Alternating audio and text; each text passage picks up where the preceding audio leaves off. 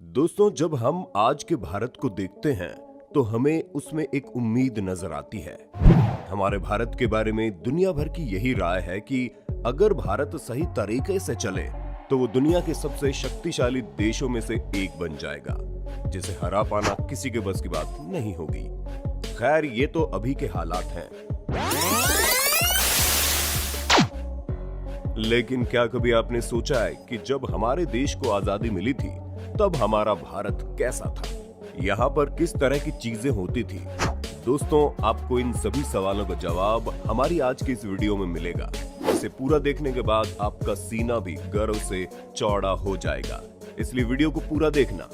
दोस्तों, भारत की आजादी को 73 साल पूरे हो चुके हैं। ऐसे में हमारे वर्तमान देशवासियों के लिए इस बात की कल्पना कर पाना भी मुश्किल है कि आजादी का वक्त हमारा भारत किस तरह का था। सबसे पहले अगर हम साक्षरता यानी लिटरेसी की बात करें तो उस समय भारत के केवल 12% लोग ही पढ़ और लिख सकते थे, जहां पूरे देश में कुल 5000 हाई स्कूल, 600 कॉलेज और 25 विश्वविद्यालय थे। चलिए इसे थोड़ा विस्तार से समझते हैं। 1947 का भारतीय रेलवे। दोस्तों, अगर हम सबसे पहले भारतीय रेलवे की बात करें तो 16 अप्रैल 1853 को भारत में पहली बार मुंबई के बोरीबंदर से थाने के बीच में ट्रेन चली थी। मात्र 33 किलोमीटर के अंदर चलने वाली इस ट्रेन में 3 स्टीम इंजन लगाए गए थे, पर फिर भी इस छोटे से सफर को तय करने में ट्रेन को पूरे 75 मिनट का वक्त लगा।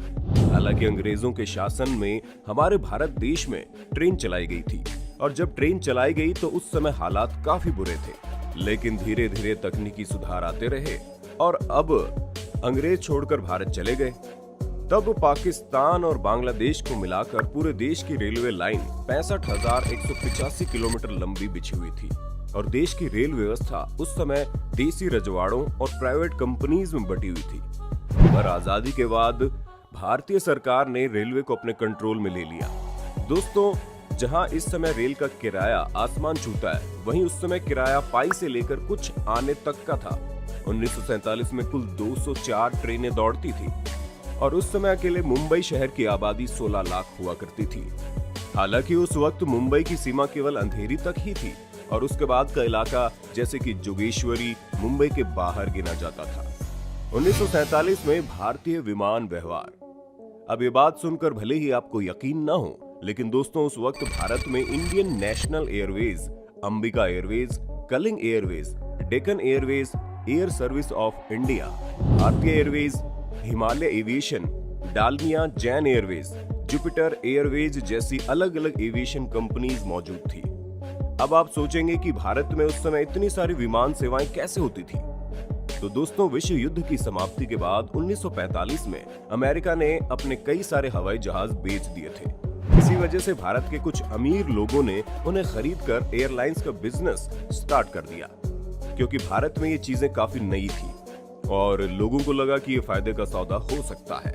पर दोस्तों, हर कोई यही बात सोचने लगा। इसी वजह से कंपटीशन काफी तगड़ा हो गया और कई सारे एयरलाइन घाटे में आ गए। इसी वजह से करीब 8 एयरलाइंस का भारत ने राष्ट्रीयकरण करके उन्हें एक नाम दिया, जो नाम था इंडियन एयरलाइंस, और टाटा एयरलाइंस का नाम पहले से ही एयर इंडिया कर दिया गया था।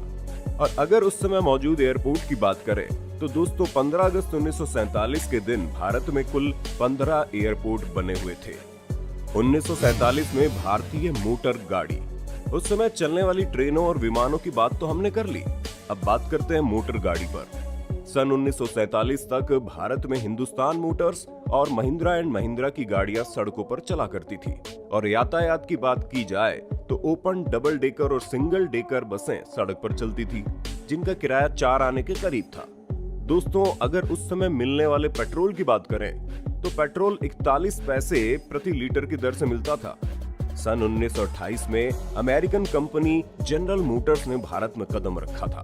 दोस्तों, इस कंपनी के ट्रक भारत में काफी ज्यादा चलते थे, पर जैसे ही हमारा देश आजाद हुआ उसके कुछ समय बाद इस कंपनी को भारत सरकार ने इस तरह से नकार दिया, क्योंकि ये कंपनी हमारी भारतीय कंपनियों को टक्कर दे रही थी, जिसकी वजह से भारत को नुकसान हो रहा था, और इसी के चलते इस कंपनी की छुट्टी करनी पड़ी। पर दोस्तों, उस समय जैसा सोचा था वैसा हुआ नहीं। और इसी कारण से 50 साल बाद हिंदुस्तान मोटर्स ने अमेरिका की उसी जनरल मोटर के साथ मिलकर वडोदरा के पास कार फैक्ट्री डाल दी। 1947 में भारतीय मुद्रा। अब हमें पता है कि आप में से अधिकतर लोग इस बारे में जानना चाहते होंगे कि जब हमारा देश आजाद हुआ था तो पैसों का क्या हाल था। ऐसे में दोस्तों हम आपको बता दें कि आजादी के वक्त हमारे भारत की करेंसी रुपया ही थी। पर आपने ये चीज जरूर सुनी होगी कि लोग कहते हैं कि जब हमारा देश आजाद हुआ तो भारत का 1 रुपया $1 के बराबर था। लेकिन अगर हम वास्तविक जानकारी की बात करें तो काफी खोजबीन करने के बाद हमें ये पता चला कि आजादी के समय $1 की कीमत $3.30 हुआ करती थी और धीरे धीरे ये संख्या बढ़ती चली गई, जहां 1949 में $1 की कीमत $4.76 हो गई। लेकिन रुपए में सबसे बड़ी गिरावट 1990 से लेकर 1995 के बीच आई, क्योंकि 1990 में जहां 1 रुपए की कीमत डॉलर के मुकाबले 17.01 थी, वहीं 1995 में ये कीमत 32.42 हो गई। पर अगर हम 1947 की बात करें तो भारतीय रुपया आज के मुकाबले काफी ज्यादा मजबूत था। और अगर उस समय की हम एक और बात बताएं तो बंटवारे के समय पाकिस्तान के सामने ये प्रश्न था कि वो अपने देश में कौन सी करेंसी चलाएंगे। और ऐसा इसलिए क्योंकि तब नोट छापने की 6 प्रिंटिंग मशीन थी और सभी 6 मशीन भारत के नाम थी। यही कारण था कि पाकिस्तान ने परमिशन लेकर भारत के नोट पर हुक्म पाकिस्तान लिखकर अपना काम चलाया और बाद में अपनी खुद की प्रिंटिंग मशीन से अपनी मुद्रा छपाई। तो दोस्तों हमें पूरी उम्मीद है कि आपको अपने होस्ट और दोस्त सैम की इस वीडियो में काफी मजा आ रहा होगा। अगर हाँ तो साथ ही वीडियो को लाइक करते चलिए ताकि हम फ्यूचर में इसी तरह के इंटरेस्टिंग वीडियोस लाते रहें। 1947 में चीजों के दाम। अब आप ये जानने के लिए काफी ज्यादा एक्साइटेड हो गए होंगे कि जिन चीजों की कीमत आज हमारा घर लुटने में तुला हुआ है वो आखिर आजादी के वक्त किस दाम में मिलती थी। तो दोस्तों जब हमारा देश आजाद हुआ था तो बेहतर क्वालिटी के चावल 26 पैसे प्रति किलो की दर से मिलते थे, शक्कर 57 पैसे प्रति किलो थी, केरोसिन तेल 23 पैसे प्रति लीटर था और 55 किलो सीमेंट केवल 3 रुपए में मिलती थी। और अगर हम सोने चांदी की बात करें तो 1 तोला सोने की कीमत 103 रुपए थी। हालांकि सोने की कीमत विश्व युद्ध से पहले 39 भारतीय रुपए थी, लेकिन विश्व युद्ध के बाद सोने की कीमत अचानक से बढ़ गई और यही कारण था कि जब सोने की कीमत बढ़ाई गई तो उस वक्त के लोग वाकई में सोने को बहुत महंगा मानते थे। ठीक वैसे ही जैसे आज के समय लोग सोने की कीमत को महंगा मानते हैं, पर उस वक्त के हालात काफी अलग थे क्योंकि तब लोगों की इनकम काफी कम थी। जी हाँ, एक सामान्य भारतीय की सालाना आय 265 रुपए थी, यानी कि अगर हम महीने के हिसाब से लें तो एक सामान्य नौकरी करने वाला भारतीय उस समय लगभग 22 रुपए महीना कमाता था। दोस्तों इतनी कम कमाई होने के कारण ही लोग महंगाई कम होने के बावजूद आराम की जिंदगी नहीं जी पाते थे। यानी कि उस समय के हालात आज के मामलों से बिल्कुल विपरीत थे, क्योंकि आज के समय में इतनी भयानक महंगाई होने के बावजूद भी हम मजे की जिंदगी जी रहे हैं, जो सिर्फ और सिर्फ टेक्नोलॉजी की वजह से हुआ।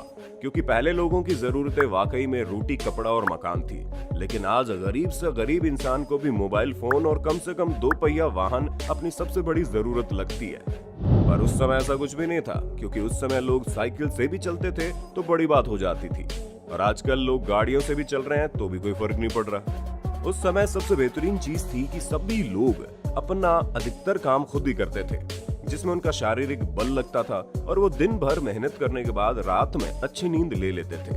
लेकिन आज चीजें पूरी तरह से बदल गई हैं। लोग कंप्यूटर, लैपटॉप पर बैठकर काम करते हैं और दिन भर इस डिजिटल दुनिया में रहने के बावजूद रात में जब वो आंखें बंद करते हैं तो उनकी आंखों में नींद के सिवा बेचैनी होती है।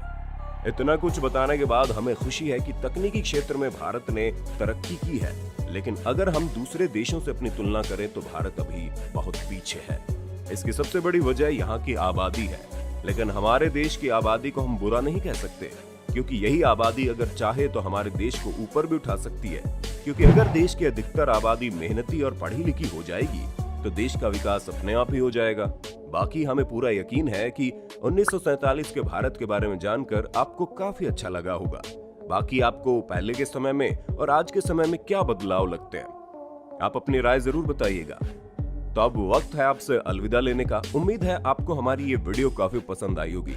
अगर हाँ तो ऐसी इंटरेस्टिंग वीडियोस को लगातार देखते रहने के लिए हमारे चैनल को लाइक, शेयर और सब्सक्राइब तो कर देना। धन्यवाद।